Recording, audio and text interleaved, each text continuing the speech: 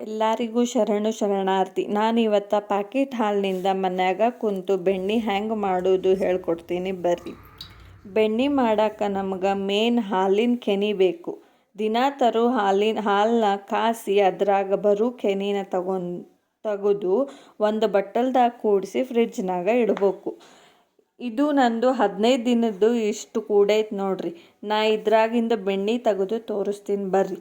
ಮೊದ್ಲಾಕ ಒಂದು ಜಾರ್ ತೊಗೋರಿ. ಅದ್ರೊಳಗೆ ಕೆನೆ ಮತ್ತು ಸ್ವಲ್ಪ ನೀರನ್ನು ಹಾಕಿ ಮಿಕ್ಸಿ ಒಳಗೆ ಗಿರ್ ಹಿಂದೆ ಮುಂದೆ ತಿರುಗಿಸ್ರಿ.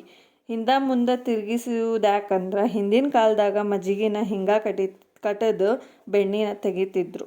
ಒಂದು 4-5 ಸಾರಿ ಮಿಕ್ಸಿಗೆ ಹಾಕಿ ಆಮೇಲೆ ಬೆಣ್ಣೆ ಬೇರೆ ನೀರು ಬೇರೆ ಆಗೋ ತನಕ ಮಾಡಿರಿ. ಆಮೇಲೆ ಚಲೋ ನೀರಿನಾಗ ಬೆಣ್ಣೆನ 2-3 ಸರಿ ತೊಳೀರಿ. ಈಗ ನೋಡಿರಿ ಮನ್ಯಾಗ ಮಾಡಿದ ಬೆಣ್ಣೆ ರೆಡಿ ಆಯ್ತು ನೋಡಿರಿ.